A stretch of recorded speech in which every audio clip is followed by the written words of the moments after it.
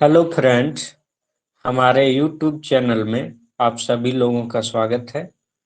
मैं आज फिर से कुछ महत्वपूर्ण क्वेश्चन जो अभी ट्रेंड में है ग्रुप डी एग्ज़ाम के लिए, जैसा अभी पूछा जा रहा है वैसे क्वेश्चन लेकर के आया हूँ। तो हम लोग स्टार्ट करते हैं। पिछले क्लास में जो तीन चार क्वेश्चन बताए थे वो भी इसमें जुड़ा हुआ है। तो उसको हम जो है सो तेजी से मतलब करने का कोशिश करेंगे।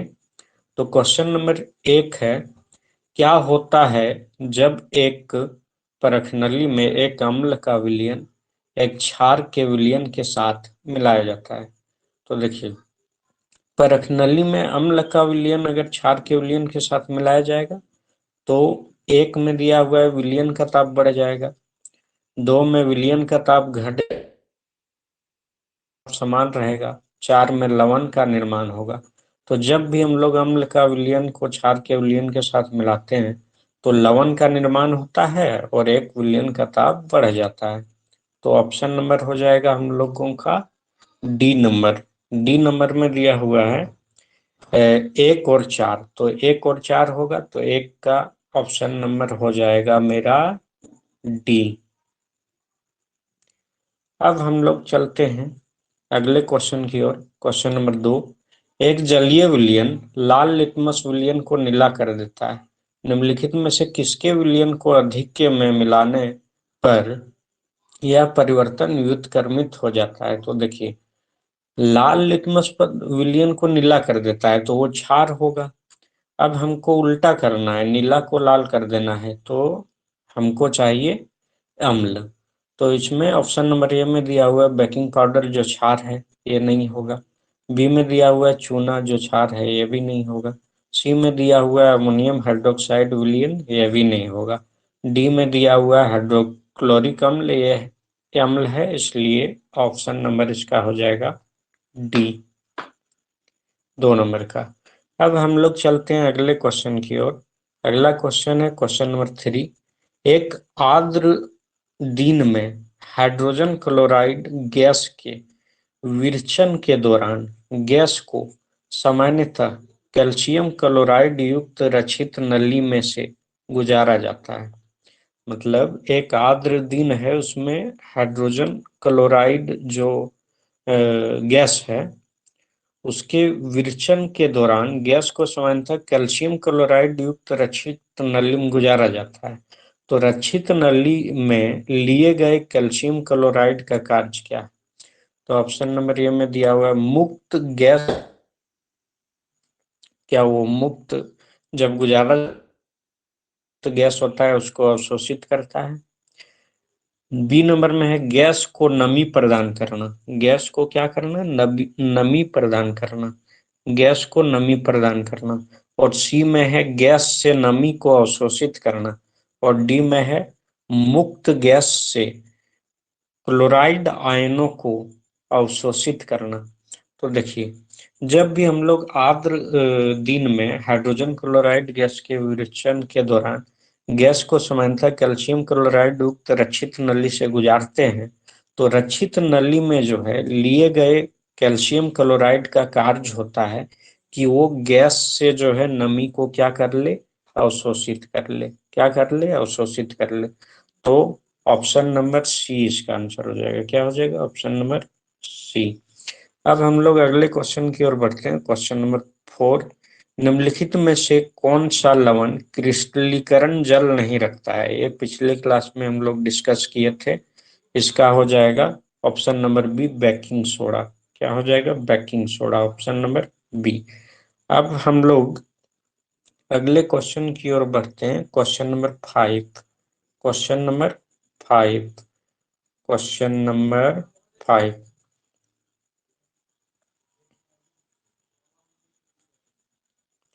क्वेश्चन नंबर 5 में है सोडियम कार्बोनेट क्षारकीय लवण है क्योंकि यह लवण है।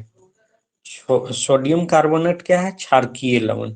तो देखिए, इसमें बोला है सोडियम कार्बोनेट क्या है, क्षारकीय लवण। क्षारकीय बोला है मतलब यम्ल जो होगा वो दुर्बल होगा, और क्षारक जो होगा वो क्या होगा? प्रबल होगा। क्या होगा? प्रबल। चूंकि क्षारकीय लवण बोला है, क्षारकीय लवण बोला है मतलब क्षारक जो है वो मजबूत होगा, प्रबल होगा। तो ऑप्शन नंबर ए में दिया हुआ है प्रबल अम्ल तथा प्रबल क्षारक। तो दोनों प्रबल ही दिया हुआ है, तो दोनों प्रबल होगा तो न्यूट्रल हो जाएगा। दूसरा नंबर में दुर्बल अम्ल और दुर्बल क्षारक, दोनों दुर्बल है तो न्यूट्रल हो जाएगा। और सी में है प्रबल अम्ल तथा दुर्बल क्षारक। तो प्रबल मतलब स्ट्रॉन्ग एसिड, वीक क्या है? वीक बेस है। तो ये इसमें क्षारकीय लवण ये होगा नहीं। तो ऑप्शन नंबर डी में दिया हुआ है कि दुर्बल अम्ल। क्षारकीय लवण मतलब दुर्बल अम्ल। अम्ल जो है कमजोर रहेगा और क्षारक जो है वो मजबूत रहेगा। तो ऑप्शन नंबर इसका हो जाएगा डी, क्योंकि यह लवण क्या है? दुर्बल अम्ल तथा प्रबल क्षारक है। तो इसका आंसर हो जाएगा मेरा डी नंबर। क्या हो जाएगा? डी। अब अगले क्वेश्चन की ओर बढ़ते हैं हम लोग। 6 नंबर, दांत के इनेमेल में कैल्शियम फॉस्फेट होता है, कृति है।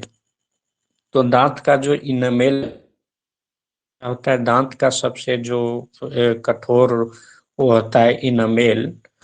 तो इनेमेल में इनामेल में कैल्शियम फॉस्फेट होता है। तो कैल्शियम फॉस्फेट जो होता है उसका प्रकृति पूछा है, प्रकृति कैसा होता है? तो ए नंबर में दिया हुआ क्षारकीय, बी में अम्लीय, सी में उदासीन और डी में उभयधर्मी।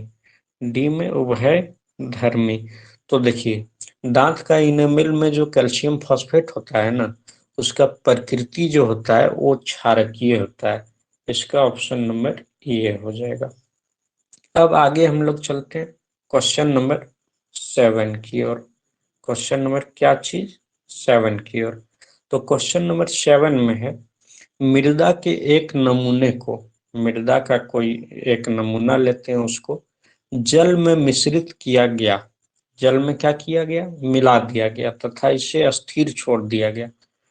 अब देखिए, स्वस्थ अधिपल्वी विलयन पीएच पत्र को पीला नारंगी कर देता है। तो स्वच्छ अधिपल्वी विलयन जो है, वो विलयन जो बना वो पीएच पत्र को क्या कर दिया? पीला से नारंगी। अब देखिए, निम्नलिखित में से कौन सा पीएच पत्र के रंग को हरा से नीला कर देगा? तो हरा से क्या कर देगा? नीला कर देगा।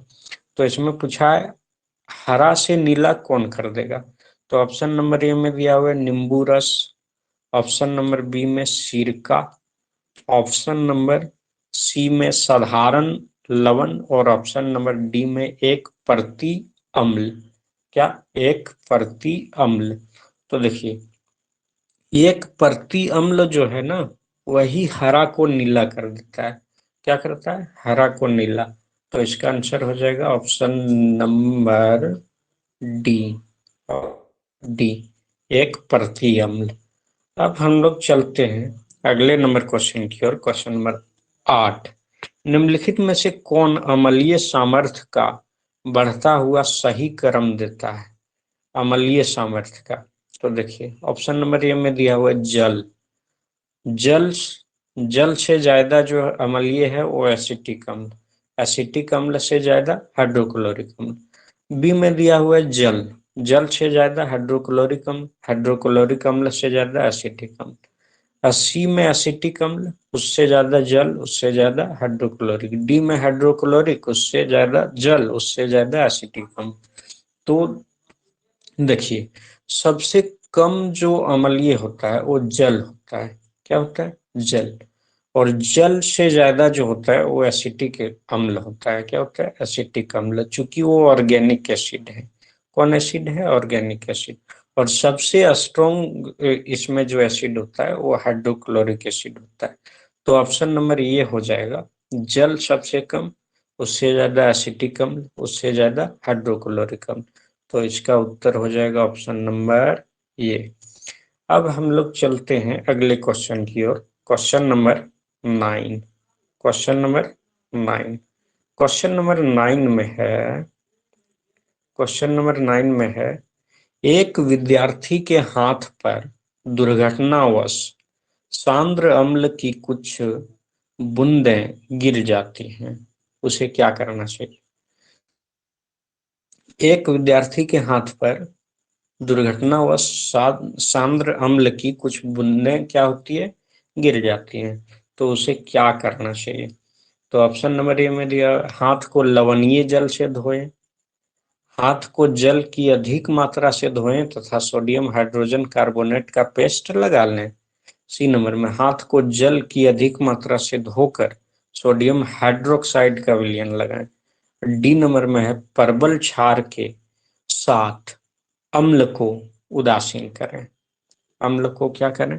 उदासीन करें। तो देखिए, इसका आंसर हो जाएगा, दुर्घटनावश मान लीजिए कि सांद्र अम्ल मेरे हाथ में अथवा फिर कोई भी विद्यार्थी के हाथ में गिर जाएगा, तो ये अम्ल जो होता है वो हानिकारक होता है।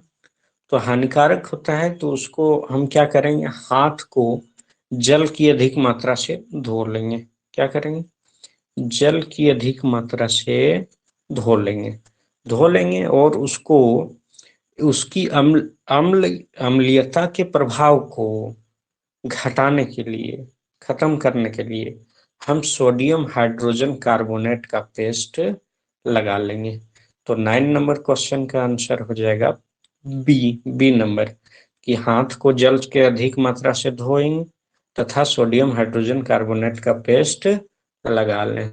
9 नंबर का हो जाएगा ऑप्शन नंबर बी। अब हम लोग चलते हैं अगले 10 नंबर क्वेश्चन की ओर।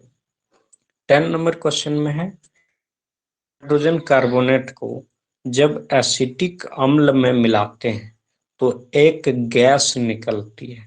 सोडियम हाइड्रोजन कार्बोनेट को जब हम लोग एसिटिक अम्ल में मिलाते हैं तो एक क्या होती है? गैस निकलती है। मुक्त गैस के संदर्भ में कौन से कथन सत्य हैं? तो देखिए, ऑप्शन नंबर ए में दिया हुआ, एक में दिया हुआ है, यह चूने के पानी को दुधिया कर देती है। यह चूने के पानी को दुधिया कर देती है। 2 में दिया हुआ है, यह जलती हुई तीली को बुझा देती है। 3 नंबर में दिया हुआ है, यह सोडियम हाइड्रोक्साइड के विलयन में घुल जाती है। और 4 में दिया हुआ है, इसमें अरुचिकर गंध होती है। इसमें क्या होती है? अरुचिकर गंध। तो 10 नंबर में देखिए, ऑप्शन एक में दिया होता है, यह चूने के पानी को दुधिया कर देता है। तो जब भी हम लोग सोडियम हाइड्रोजन कार्बोनेट को एसिटिक अम्ल में मिलाएंगे तो वो चूने के पानी को दुधिया कर देती है। ये हो गया सही। दूसरा नंबर है, यह जलती हुई तीली को बुझा देती है। तो जब भी हम लोग अम्ल और क्षार को मिलाएंगे तो उससे क्या होगा? उससे जो है, जलती हुई तीली जो होता है उसको क्या करती है? बुझा देती है। हाँ, जब उसका विलयन का तापमान बढ़ता है तो। और ऑप्शन नंबर 3 में दिया हुआ है, ये भी सही है। 2 नंबर 3 में दिया हुआ है, यह सोडियम हाइड्रोक्साइड के विलयन में घुल जाती है। तो यस, यह सोडियम हाइड्रोक्साइड जो होता है, सोडियम हाइड्रोक्साइड जो होता है उसके विलयन में घुल जाती है। तो 3 नंबर भी सही हो गया। 4 नंबर में, इसमें अरुचिकर गंध होती है, तो ये नहीं होगा। अरुचिकर गंध इसमें नहीं होती है। तो ऑप्शन नंबर ए में दिया हुआ है 1 तथा 2, ऑप्शन 1, 2 तथा 3, ऑप्शन नंबर सी में 2, 3 तथा 4, ऑप्शन नंबर डी में 1 तथा 4। तो हम लोग चल जाएंगे ऑप्शन नंबर बी के साथ। 1, 2, 3 तीनों सही हो जाएगा। तो इस 10 नंबर का आंसर हो जाएगा option number B. Option number B. अब हम लोग अगले क्वेश्चन की ओर बढ़ते हैं।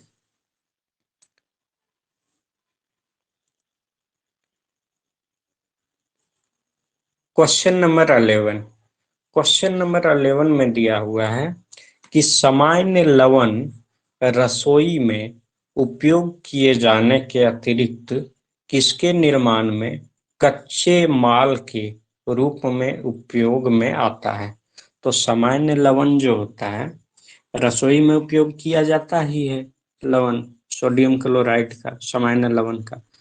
तो उसके अतिरिक्त जो है और किसके निर्माण में कच्चे माल के रूप में उसका उपयोग किया जाता है? तो फर्स्ट है धावन सोडा, सेकंड है विरंजक चूर्ण, थर्ड है बेकिंग सोडा और फोर है बुझा चूना। तो देखिए किसके उपयोग में किया जाता है? तो क्या धावन सोडा बनाने के उपयोग में किया जाता है? धावन सोडा बनाने के उपयोग में किया जाता है। तो यस, धावन सोडा को बनाने के लिए सामान्य लवण का उपयोग किया जाता है। 2 नंबर में विरंजक चूर्ण, विरंजक चूर्ण नहीं किया जाता है। 3 नंबर में है बेकिंग सोडा, तो बेकिंग सोडा का भी उपयोग हम लोग सामान्य लवण जो रसोई में उपयोग करते हैं है कच्चे माल के रूप में उपयोग किया जाता है बनाने के लिए बेकिंग सोडा का भी। 4 नंबर बुझा चूना, बुझा चूना का नहीं किया जाता है। तो हो गया 1 और 3। तो देखिए ऑप्शन नंबर ए में दिया हुआ है 1 तथा 2, ऑप्शन नंबर बी में 1, 2 तथा 4, ऑप्शन नंबर सी में 1 तथा 3, ऑप्शन नंबर डी में 1, 3 तथा 4। तो देखिए ऑप्शन ये 1 और 3 होगा, तो मेरा ऑप्शन नंबर सी सही आंसर हो जाएगा। क्या हो जाएगा? Option number C. 11 नंबर का हो जाएगा ऑप्शन नंबर सी। अब हम लोग चलते हैं अगले क्वेश्चन की ओर। 12 नंबर, 12 नंबर में है बेकिंग पाउडर का एक अवयव सोडियम हाइड्रोजन कार्बोनेट है। बेकिंग पाउडर जो बनाया जाता है ना, उसमें एक अवयव जो है सोडियम हाइड्रोजन कार्बोनेट है। तो इसका अन्य अवयव क्या है? मतलब दो चीज मिलके बनाया जाता है। तो अन्य अवयव जो होता है वो क्या है हम लोग देखते हैं। ऑप्शन नंबर ए में दिया हुआ है हाइड्रोक्लोरिक अम्ल, ऑप्शन नंबर बी में टार्टरिक अम्ल, ऑप्शन नंबर सी एसिटिक अम्ल, ऑप्शन नंबर डी सल्फ्यूरिक अम्ल। तो हम लोग का इसमें आंसर हो जाएगा ऑप्शन नंबर बी टार्टरिक अम्ल। बेकिंग पाउडर को जब भी हम लोग बनाते हैं तो उसमें एक सोडियम हाइड्रोजन कार्बोनेट और उसके साथ टार्टरिक अम्ल को मिलाना पड़ता है, तब जाके बेकिंग पाउडर बनता है। तो 12 नंबर का आंसर हो जाएगा ऑप्शन बी टार्टरिक अम्ल, ऑप्शन बी। अब हम लोग चलते हैं अगले क्वेश्चन की ओर। Question number 13। क्वेश्चन नंबर 13 में है दंत क्षय रोकने के लिए हमें नियमित रूप से दांतों को ब्रश करने की सलाह दी जाती है। सामान्यतः काम में लिए जाने वाले टूथपेस्ट की प्रकृति होती है। तो देखिए दंत क्षय को रोकने के लिए, तो दंत क्षय कैसे होता है? क्योंकि वो उसका जो है अम्लीय, ज्यादा वो अम्लीय हो जाता है, उसके कारण जो है दंत क्षय होने लगता है। तो उसको दांतों के को ब्रश करने की सलाह दिया जाता है ना। तो सामान्यतः टूथपेस्ट जो उपयोग में आता है उसका प्रकृति क्या होती है? तो प्रकृति ए नंबर में दिया हुआ है अम्लीय, बी में उदासीन। देखिए अम्लीय के कारण ही दंत का क्षय होता है, तो अम्लीय और बढ़ा देंगे तो गलत हो जाएगा और क्षय होने लगेगा। बी में उदासीन, उदासीन भी नहीं होगा। जब हम लोग ये दांत का क्षय होता है तो अम्लीय रहता है, तो उसको न्यूट्रल करने के लिए क्षारकीय न मिलाएंगे। क्या मिलाएंगे? क्षारकीय। तो ऑप्शन नंबर सी में है क्षारकीय। क्या है? क्षारकीय। और ऑप्शन नंबर डी में है संक्षारक। तो दंत क्षय को रोकने के लिए नियमित रूप से दांतों को ब्रश करने की सलाह दी जाती है। और सामान्यतः काम में लिए जाने वाले टूथपेस्ट की जो प्रकृति होती है वो होती है क्षारकीय। Option number C. तो इसका आंसर हो जाएगा ऑप्शन नंबर सी। अब हम लोग चलते हैं क्वेश्चन नंबर 14 की ओर। 14 में क्या है? एक अम्ल तथा एक क्षारक के जलीय विलयन के लिए कौन से कथन सत्य हैं? एक अम्ल तथा एक क्षारक के जलीय विलयन के लिए कौन से कथन सत्य हैं? तो देखिए ऑप्शन एक में दिया हुआ है पीएच जितनी उच्च होगी अम्ल उतना ही प्रबल होगा। पीएच जितनी उच्च होगी अम्ल उतना ही प्रबल होगा। तो देखिए पीएच 7 से अगर ज्यादा होता है तो क्षारीय हो जाता है। क्या हो जाता है? क्षारीय। तो प्रबल क्षारीय होगा, है ना। ये अम्ल तो प्रबल होगा नहीं अगर पीएच जितनी उच्च होगा तो। अब 2 नंबर में दिया हुआ है पीएच जितनी उच्च होगी अम्ल उतना दुर्बल होगा। तो पीएच जितना उच्च होगा अम्ल उतना दुर्बल होगा। तो पीएच ज्यादा होता है मतलब वो क्षार होता है, क्षारकीय होता है, क्षारकीय होता है, मतलब क्षारकीय होता है मतलब अम्ल जो है वो दुर्बल होगा। 3 नंबर, ये 2 नंबर सही है। 3 नंबर में पीएच जितनी कम होगी क्षारक उतना ही प्रबल होगा, तो ये गलत है। पीएच कम होगा मतलब वो अम्लीय ज्यादा होगा, क्षारक कम होगा तो क्षारक दुर्बल होना चाहिए, लेकिन यहाँ पे लिखा है प्रबल होगा, तो ये भी गलत है। 4 नंबर, पीएच जितनी कम होगी क्षारक उतना ही दुर्बल होगा, ये सही है।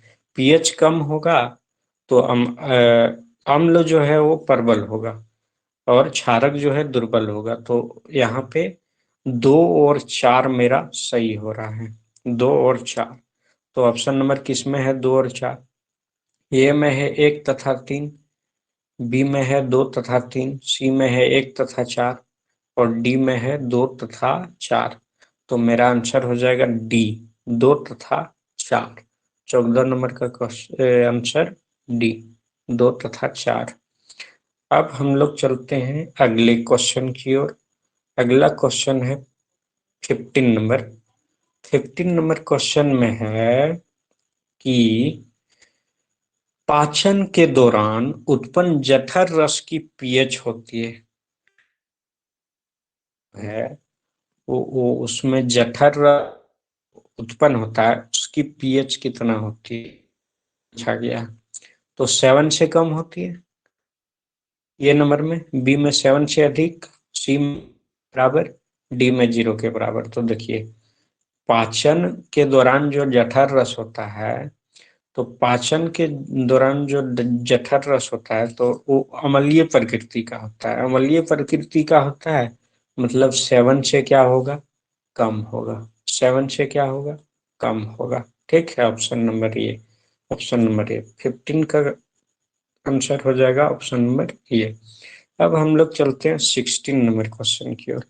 जब अम्ल की कुछ मात्रा को जल में मिलाया जाता है, जब भी हम लोग अम्ल की कुछ मात्रा को क्या चीज में मिलाते हैं? जल में, तो निम्नलिखित में से कौन सी परिघटनाएं होती है?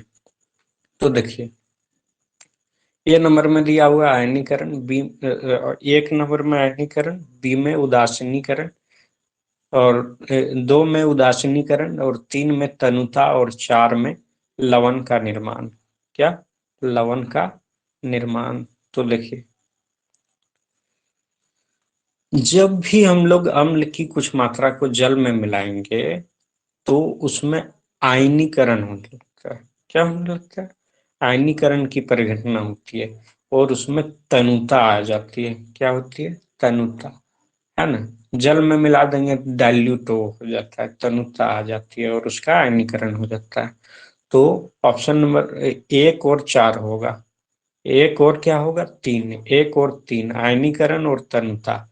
तो देखिए, ए नंबर में दिया हुआ है 1 तथा 2, बी में 1 तथा 3, सी में 2 तथा 3, डी में 2 तथा 4। तो इसका आंसर हो जाएगा हम लोगों का 1 तथा 3, ऑप्शन नंबर बी। 16 का हो जाएगा ऑप्शन नंबर बी। अब हम लोग चलते हैं अगले क्वेश्चन की ओर। अगले क्वेश्चन की ओर, क्वेश्चन नंबर 17। क्या चीज? Question number 17। क्वेश्चन नंबर 17 में है, क्वेश्चन नंबर 17 में है, दृष्टि दोष युक्त विद्यार्थी, मान लीजिए दृष्टि दोष युक्त विद्यार्थी है, उसके लिए निम्नलिखित में से किसको अम्ल क्षारक सूचक के रूप में प्रयुक्त कर सकते हैं? तो देखिए, ऑप्शन नंबर ए में दिया हुआ है लिटमस, तो लिटमस को उसको देखना पड़ेगा, है ना, कि नीला लाल कर दे रहा है और लाल नीला कर दे रहा है। नीला लाल कर देगा तो अम्लीय होगा, लाल नीला कर देगा तो क्षारीय होगा। और बी नंबर भी हल्दी, हल्दी में भी उसको देखना पड़ेगा। और सी नंबर में वैनिला सत्त और डी नंबर में है पेटूनिया की पंखुड़ियां, तो पेटूनिया की पंखुड़ियां में भी उसको देखना पड़ेगा। लेकिन सी में क्या है? वैनिला सत्त है। क्या है? वैनिला सत्त। तो वैनिला सत्त में जो है देखना नहीं पड़ता है उसको, जो है ये दूसरे तरीके से हम लोग उसको सूंघ के पता लगा सकते हैं कि जो है सो ये कौन सा अम्ल है कि क्षारक है। तो जब दृष्टि दोष युक्त विद्यार्थी के लिए अम्ल क्षारक सूचक के रूप में प्रयुक्त हम लोग जो कर सकते हैं वो है वेनिला शब्द। क्या है? वेनिला शब्द। Option number C. 17 का हो जाएगा ऑप्शन नंबर सी। अब हम लोग देखेंगे 18 नंबर क्वेश्चन, 18 नंबर क्वेश्चन। निम्नलिखित में से कौन सा पदार्थ तनु अम्ल के साथ उपचार पर कार्बन डाइऑक्साइड नहीं देगा? कार्बन डाइऑक्साइड नहीं देगा, है कि नहीं? तो बोला है निम्नलिखित में से कौन सा पदार्थ तनु अम्ल के साथ उपचार पर कार्बन डाइऑक्साइड नहीं देगा। तो देखिए, मार्बल। मार्बल के साथ अगर हम लोग तनु अम्ल के साथ उपचार करेंगे, कार्बन डाइऑक्साइड ये दे देता है। बी नंबर, चूना पत्थर को, लाइम स्टोन को भी हम लोग करेंगे तनु अम्ल के साथ उपचार, तो ये भी कार्बन डाइऑक्साइड देगा। और बेकिंग सोडा को भी करेंगे NaCO3 को तनु अम्ल के साथ, तो ये भी कार्बन डाइऑक्साइड देगा। और ऑप्शन नंबर डी में है चूना। चूना को अगर हम लोग तनु अम्ल के साथ उपचार करेंगे तो ये कार्बन डाइऑक्साइड नहीं देता है। क्या करता है? कार्बन डाइऑक्साइड नहीं देता है। तो यहाँ पे पूछा है कार्बन डाइऑक्साइड नहीं देगा, तो चूना नहीं देगा। तो चूना किसमें है? ऑप्शन नंबर डी में। तो आंसर हो जाएगा इसका ऑप्शन नंबर डी। अब हम लोग चलते हैं 19 नंबर क्वेश्चन की ओर। किधर? 19 नंबर क्वेश्चन की ओर, जो हम लोगों का लास्ट क्वेश्चन होगा आज का। निम्नलिखित में से कौन सा अम्लीय प्रकृति का है? अम्लीय प्रकृति का है। तो देखिए, ये तो इजी क्वेश्चन है। एक नंबर में, ए नंबर में दिया हुआ है नींबू का रस, बी में दिया हुआ है मानव रक्त, सी में चूने का पानी, डी में प्रति अम्ल। तो यहाँ भी कोई भी बता सकता है कि नींबू का रस जो होता है वो अम्लीय प्रकृति का होता है।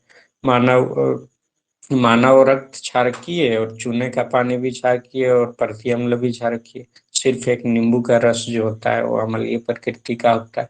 तो 19 नंबर क्वेश्चन का आंसर हो जाएगा मेरा ऑप्शन नंबर ए।